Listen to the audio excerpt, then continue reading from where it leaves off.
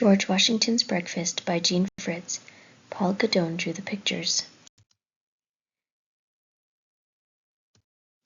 For Carol Louise Kelly. George W. Allen was proud of two things, his name and his birthday. George was named for George Washington, and he had the same birthday, February 22nd.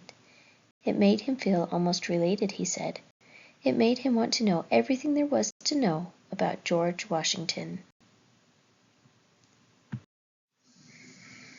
Already he knew quite a lot. He knew that Washington was a general and lived in Virginia and was 6 feet tall and married to Martha and was the first president of the United States. He knew that Washington rode 2 horses in the war, Blueskin and Nelson, but Nelson was his favorite because he was so steady in gunfire. He also knew that Washington once had 10 hunting dogs. Their names were Tipsy, Pompey, Harry, Maiden, Lady, Duchess, Drunkard, True Love, Mopsy, and Pilot. Then one day at breakfast, George Allen thought of something he didn't know. George's mother and father had gone to work, and his grandmother was frying eggs at the kitchen stove. "Grandma," George said, "what did George Washington eat for breakfast?" "Search me," his grandmother said. "That was before my time." She put a plate of fried eggs in front of George. "And don't you expect me to help you find out either." George's grandmother knew what George was like. When George wanted to find out something, he didn't rest until he found out. He didn't let anyone else rest either. He did just what his grandfather used to do: ask questions, collect books, and pester everyone for answers. And George's grandmother wasn't going to fool around now about breakfasts that were over and done with 200 years ago. Besides, there was the spring house cleaning to do. George punctured the 2 fried eggs on his plate. "Well," he said, "if I find out, will you do one thing for me?" "What's that?" "Will you cook me George Washington's breakfast?" George's grandmother looked at the clock on the kitchen wall. "George," she said, "you'll be late for school." "But will you?" George insisted. "Will you cook me George Washington's breakfast?" George's grandmother was still looking at the clock. "I'll cook anything," she said, "as long as you hurry." After school that day, George Allen went to the library. Miss Willing, the librarian, smiled when she saw him come in the door. "I wonder what that Allen boy wants to know now," she thought. George walked up to the desk. "Miss Willing," he said, "do you know what George Washington ate for breakfast?" Miss Willing could hardly remember what she'd had for breakfast that morning, but like George, she liked to find out answers. Together, George and Miss Willing went to the encyclopedia and looked under W. Washington, George. The encyclopedia said Washington was born in 1732, married in 1759, elected president in 1789, and died in 1799. It told all about the years when he took trips and fought battles and did other important things, but it didn't say what he did every day. It didn't mention his breakfasts. Miss Willing took George to the card catalog, where every book in the whole library was written down on a separate card with a number or letter that told where you could find it. George liked opening the little drawers of the catalog and finding the right drawer and flipping through the cards until he found what he wanted. There were 7 books about George Washington. Most of them were in the section of the library marked B for biography. George picked out 4 books to take home, and Miss Willing promised that she would look at the rest. That night after supper, George gave his father a book to read, and he gave his mother a book to read. "Don't look at me," his grandmother said. I'd said I'd cook, but I wouldn't look. So George kept the other 2 books for himself. All evening, George and his mother and father read. George was very excited when he found out that Washington liked to count things. George liked to count things too. George had counted how many steps there were between his house and the school, and there was Washington back in the 1700s counting steps too. It made George feel more related than ever. The book said that once Washington figured out that there were 71,000 seeds in a pound of red clover, and 844,800 seeds in a pound of Red River grass. But there wasn't a word about Washington's breakfasts, and the way George figured it, Washington must have eaten breakfast more than 24,000 times. Then, all at once, Mrs. Allen looked up. "Listen to this," she said. "This book says that in Washington's time, breakfast in Virginia usually consisted of cold turkey, cold meat, fried hominy, toast, cider, ham, bread and butter, tea, coffee, and chocolate." George Allen felt his mouth beginning to water. He grinned and looked at his grandmother. "Humph!" his grandmother scoffed. "Notice the book said what was usual in Virginia. Everyone knows George Washington was an unusual man. No telling what he ate." A little later, Mr. Allen looked up from his book. "Guess what?" he said. "It says here that people in Washington's day didn't eat a real breakfast. Instead, they had lunch at 10 o'clock in the morning."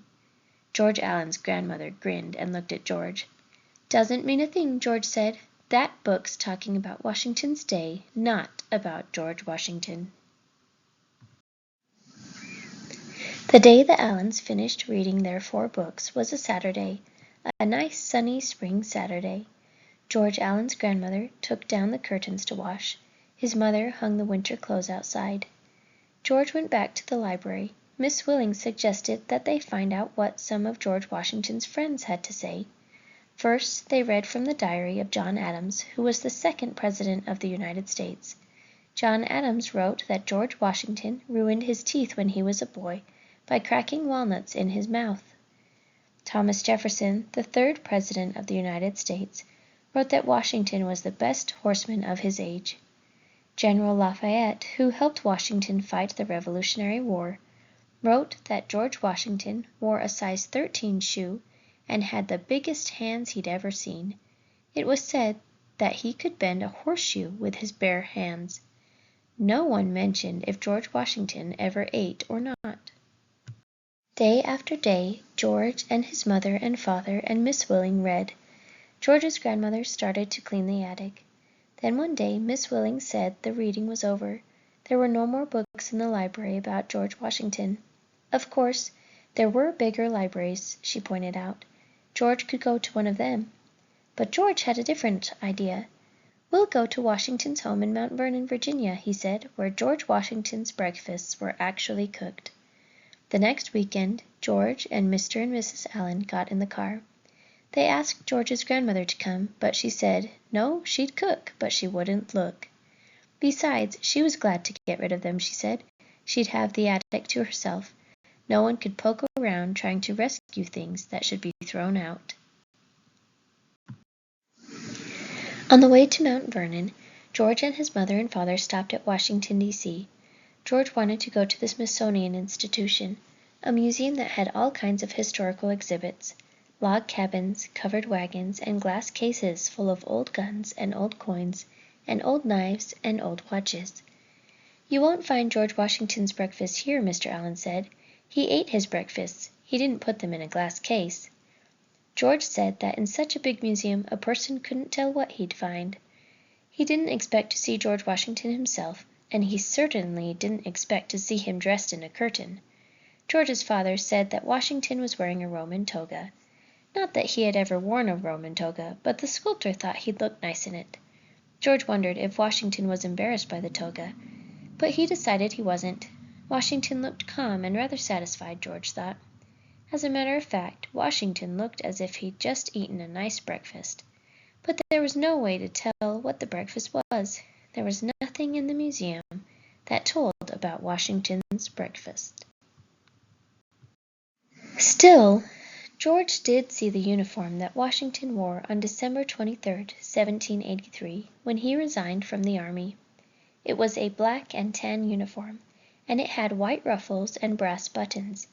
Every place George looked there were brass buttons, down the front of the jacket, on the vest, at the back of the neck, on the sleeves and pockets, on the tails of the coat and at the knees.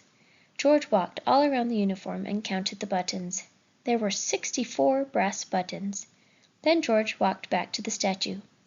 "I bet you and I," he said, "are the only ones in the world who ever counted up all those buttons." At Mount Vernon, George and his mother and father went right to the kitchen. They walked on the same path that Washington had walked on, and every time George put his feet down, he thought of Washington's size 13s in the same spot. The kitchen was in a separate building at the side of the house.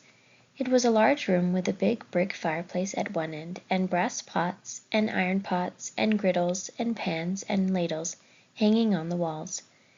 George held his breath.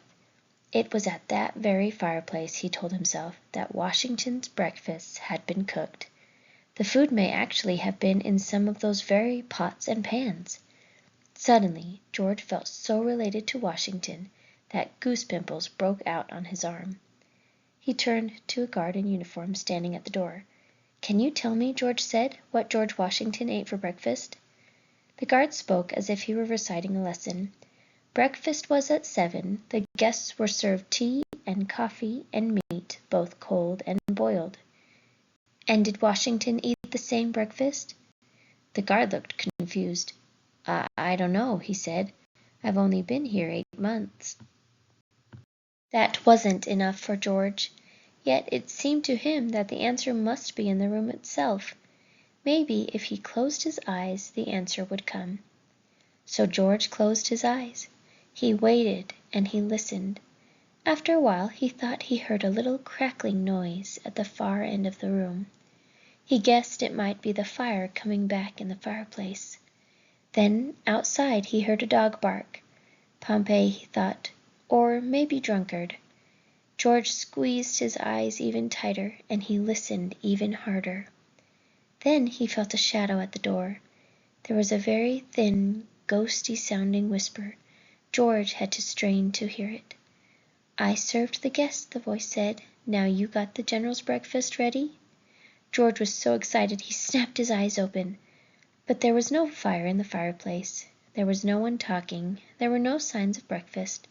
He supposed he'd opened his eyes too soon, but when he tried to go back it was no use. It was all gone, and the guard was giving him a funny look.